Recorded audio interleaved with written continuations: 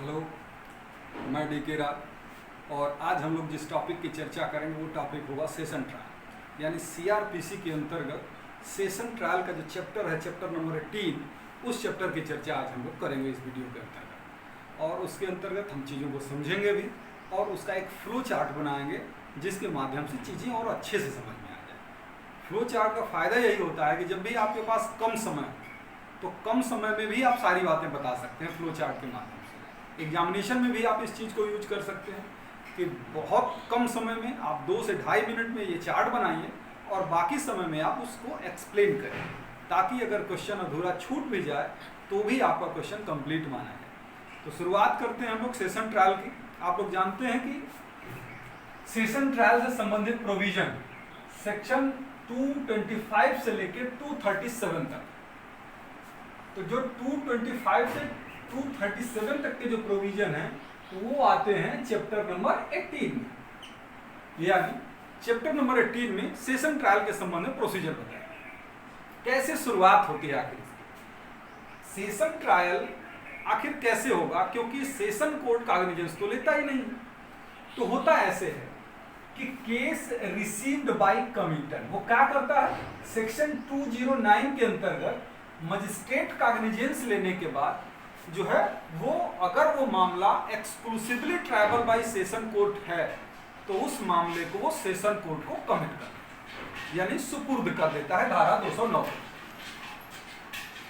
अब क्या होता है कि जब 209 के अंतर्गत मामला सुपुर्द कर दिया जाता है तो प्रक्रिया शुरू होगी सेशन ट्रायल की। लेकिन एक उसी में सेक्शन 225 कहता है कि trial to be conducted by public prosecutor, ये रूल है।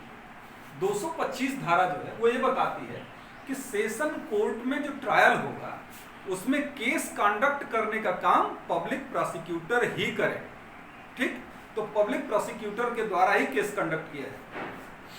अब उसके बाद अब ट्रायल की शुरुआत होती है। अब होता यह है कि सेक्शन 226 के अंतर्गत opening of the case for prosecution, opening of the case for prosecution, इसी से शुरुआत होती है। यानी कि अभियोजन पक्ष जो है मामले का प्रारंभ कैसे प्रारंभ करता है, सेक्शन 226 के अंतर्गत वो अपने मामले को प्रस्तुत करता है न्यायालय के सामने और ये बताता है कि हम किन किन एविडेंस से एक्यूज्ड को कन्विक्ट कराने वाले हैं, और वो एविडेंस जो है न्यायालय के सामने रखता है।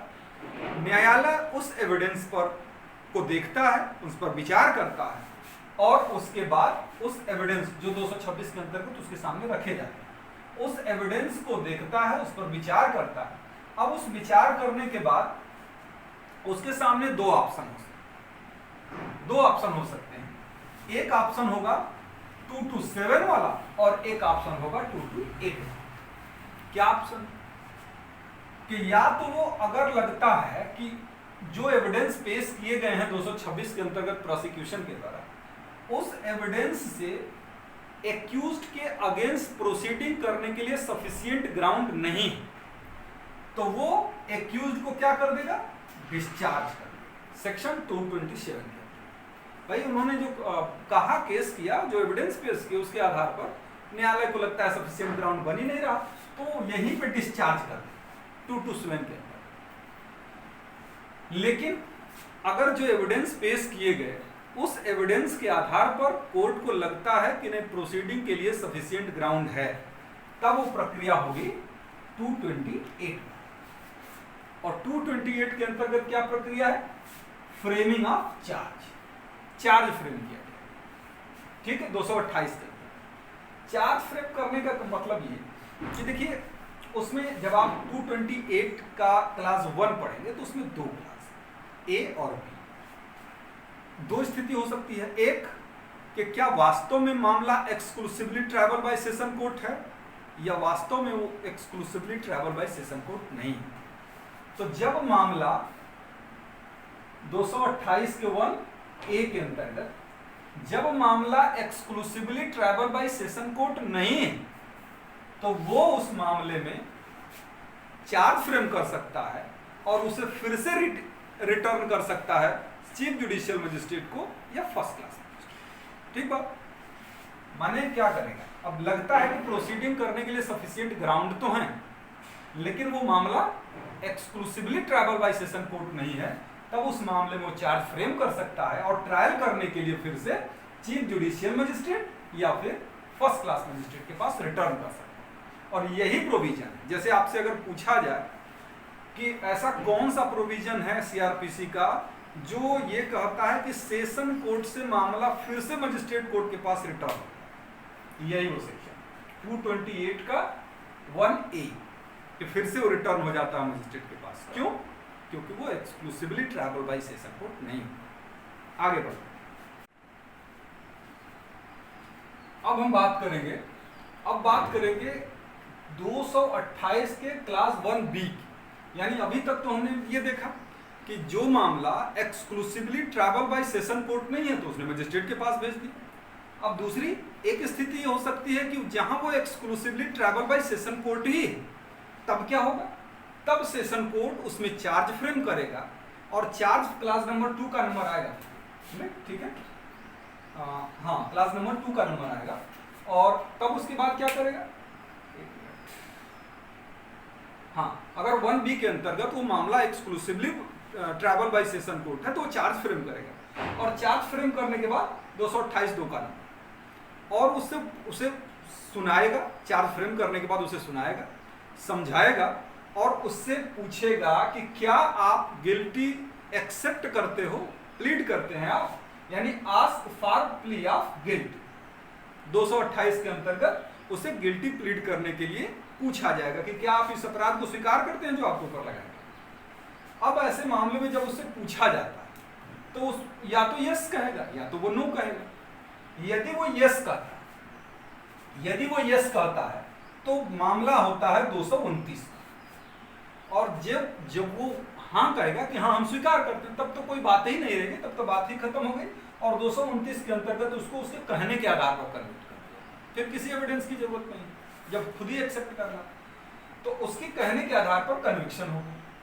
लेकिन यदि उससे जब पूछा गया तो उसने कहा नो, मतलब मैं अपराध को स्वीकार नहीं करता हूं, मैं ट्रायल चाहता हूं, या फिर 229 के अंतर्गत उसे कन्विक्ट नहीं किया जाता, तब आता है नंबर 230 का।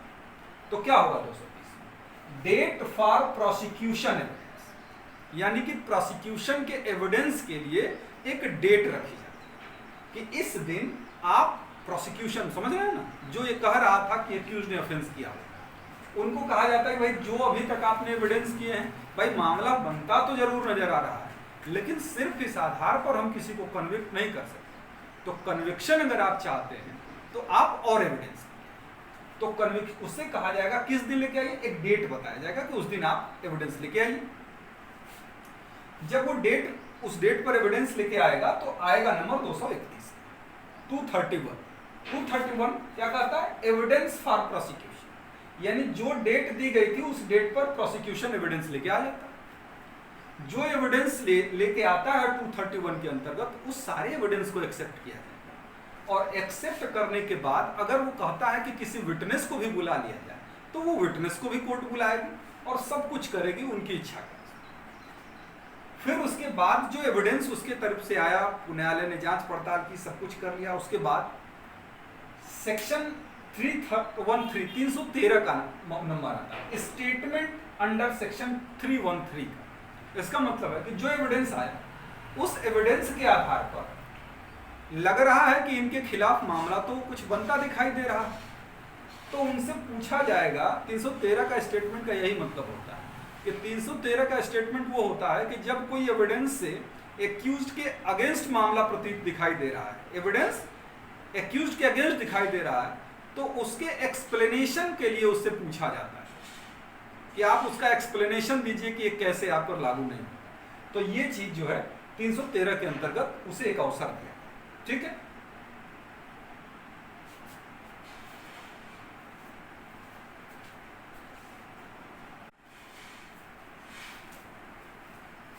ठीक है, मतलब सेक्शन 313 के अंतर्गत एक्यूज का एग्जामिनेशन हो, इसलिए क्योंकि एविडेंस जो प्रोसिक्यूशन ने पेश किया था उसके अगेंस्ट दिखाई देगा, तो स्टेटमेंट अंडर सेक्शन 303 रिकॉर्ड कर लिया गया। अब उसका स्टेटमेंट, उसका एग्जामिनेशन करने के बाद दो स्थितियां हो कि अब अगर लगता है कि जो प्रोसिक्यूशन ने एविडेंस दिया है उस एविडेंस के आधार पर कन्विक्शन करने के लिए सफिशिएंट एविडेंस नहीं लग रहा, तो वो क्या कर देगा, 232 के अंतर्गत अगर एविडेंस नहीं दिखाई देते तो एक्विटल कर, माने दोषमुक्ति का निर्णय वही सुना है। यही अंतर है मजिस्ट्रेट का ट्रायल और सेशन ट्रायल में। यही नहीं, ये भी एक अंतर है मजिस्ट्रेट और सेशन के ट्रायल में कि ये ऑप्शन मजिस्ट्रेट के ट्रायल में नहीं उपलब्ध होता, यानी इसने केवल प्रोसिक्यूशन का एविडेंस लिया और उसी के आधार पर एक्विटल कर दिया, जबकि मजिस्ट्रेट के ट्रायल में प्रोसिक्यूशन के एविडेंस के बाद एक्यूज्ड का भी एविडेंस लिया जाता है। ठीक है, तो यहाँ पे अगर उसे लगता है कि प्रोसिक्यूशन ने जो एविडेंस दिए हैं, जो एक्यूज्ड का हमने एग्जामिनेशन किया 313 के अंतर्गत, फिर भी सफिशिएंट एविडेंस नहीं लग रहा है, तो उसका एक्विटल 232 के अंतर्गत कर दिया। अब आगे बढ़ते हैं, जहां उसका एक्विटल नहीं होता 232 के अंतर्गत, नॉट एक्विटेड, यानी एक्विटेड नॉट एक्विटेड। ठीक है, तो अब क्या होगा, अब यानी कि इसका मतलब यह हुआ कि जो एविडेंस प्रोसिक्यूशन ने पेश किए उस एविडेंस के आधार पर अब लग रहा है कि एक्यूज जो है फंसता दिखाई दे रहा। तो अब ऐसी स्थिति में क्या होगा, एक्यूज को कहा जाएगा कि अपने आप को बचाओ, अपने आप को डिफेंड करो, यानी वो एविडेंस लाओ जो तुम्हें निर्दोष साबित करते हो, लगता हो कि तुमने अपराध नहीं किया। तो उससे कहा जाता है सेक्शन 233 के अंतर्गत कि तुम अपनी तरफ से एविडेंस लाओ, डिफेंस का एविडेंस लिया जाए। ठीक, उसकी तरफ से जो भी एविडेंस आएंगे उस एविडेंस को लिया जाएगा। अगर वो कहता है कि फलाना विटनेस को भी बुला लिया जाए और न्यायालय को लगता है कि सिर्फ देर या परेशान करने के लिए नहीं कर रहा है, तो उस विटनेस को भी बुला के उसका एग्जामिनेशन कराया जाए। अब उस माने 231 के अंतर्गत प्रोसिक्यूशन का एविडेंस, 313 के अंतर्गत एक्यूज का एग्जामिनेशन और 233 के अंतर्गत डिफेंस का एविडेंस यानी एक्यूज का एविडेंस लेने के बाद 232 के बाद 234 के अंतर्गत अब बहस प्रारंभ। अब बहस होगी 234 के अंतर्गत, बहस करने के बाद अब निर्णय सुनाया जाएगा 235 के अंदर। कैसा निर्णय होगा, वो निर्णय या तो एक्विटल का हो सकता है या कन्विक्शन का हो सकता है। एक्विटल का होगा या कन्विक्शन का होगा। तो अगर एक्विटल का निर्णय सुनाया जाता है तो कोई बात ही नहीं, लेकिन जब कन्विक्शन का निर्णय सुनाया जाएगा 235 के अंतर्गत, तब उसके बाद एक्विटल का अगर कन्विक्शन सुनाया जाएगा तो उसमें अगर उसने 360 की कार्यवाही नहीं की, सेक्शन 360 यानी प्रोबेशन का लाभ अगर उसे नहीं दिया, तब उसे के बाद वो दंड के प्रश्न पर एक्यूज्ड को सुनेगा, hearing on question of sentence, दंड के प्रश्न पर अभियुक्त को सुनेगा और उसके बाद दंड देगा। ये दंड के प्रश्न पर सुनना क्या होता है, दंड के प्रश्न पर सुनने का मतलब ये कि भाई आपको अंत में बताइए, हम आपको तो अब सजा देंगे, अब बताइए कि आपको ये सब सजाएं क्यों नहीं दी जाए। तो वो अपना बहाना बतियाता है कि हमने इस परिस्थिति में किया, चाहे वो ये बहाना बात करे कि मेरे घर में मेरे अलावा कोई नहीं है कमाने वाला, बहुत अपनी समस्याएं, मैं रोगी हूँ, तमाम तरीके की समस्याएं। तो इस तरीके की समस्याएं करता है, तो अगर मजिस्ट्रेट को लगेगा, कोर्ट को लगेगा कि थोड़ा सजा कम कर दें तो कम, नहीं तो फिर जो सोचा है वो सजा दे देगा। तो ठीक है, यही है दंड के प्रश्न पर सुनना। और फिर उसके बाद जब कन्विक्शन हो जाता है 235 के अंतर्गत, तो एक चीज और आप सुनते हैं कि अगर कोई मामला ऐसा है जिसमें प्रीवियस कन्विक्शन का एविडेंस दिया, ठीक है ना, तो जब कोई प्रीवियस कन्विक्शन का एविडेंस शुरू में नहीं दिए जाते, प्रीवियस कन्विक्शन का एविडेंस तभी दिया जाता है जब या तो उसकी दोष सिद्धि 229 के अंतर्गत हो रही होगी गिल्टी प्लीड करने पर, या फिर उसका कन्विक्शन 235 के अंतर्गत हो रहा है। यानी 235 या 229 के अंतर्गत जब कन्विक्शन होता है, तब ऐसे मामलों में प्रीवियस कन्विक्शन का एविडेंस लिया जा सकता है, उन मामलों में जो इनहेंस पनिशमेंट से संबंधित धाराएं हैं, जिसमें कि रिपीट होने पर सजाएं बढ़ जाती हैं, परिवर्तन हो जाता है, ऐसे मामलों में एविडेंस लिया जाएगा। 237 आप जानते हैं कि वो सिर्फ उन मामलों की बात करता है जिन मामलों में सेशन कोर्ट ने कागनिजेंस लिया है 199 के क्लास 2 वाले। तो उसमें कौन सी प्रक्रिया अपनाई जाती है? वही प्रक्रिया जो 244 से लेके 250 तक मजिस्ट्रेट वाला है, जो कि cases instituted otherwise than police report. तो ये है आपका सेशन ट्रायल पूरा। एक बार हम लोग फिर से रिपीट कर लेते हैं। देखिए, सेशन कोर्ट के पास मामला कैसे? सेशन कोर्ट के पास मामला जाता है कमिटल के 209 के अंतर्गत मजिस्ट्रेट उसे कमिट करता है ऐसे मामलों को जो exclusively triable by session court. तो उसके बाद हमने 225 की चर्चा की। 225 में यह बताया गया है कि सेशन कोर्ट में जब भी ट्रायल होगा तो वो पब्लिक प्रोसिक्यूटर के माध्यम से ही किया।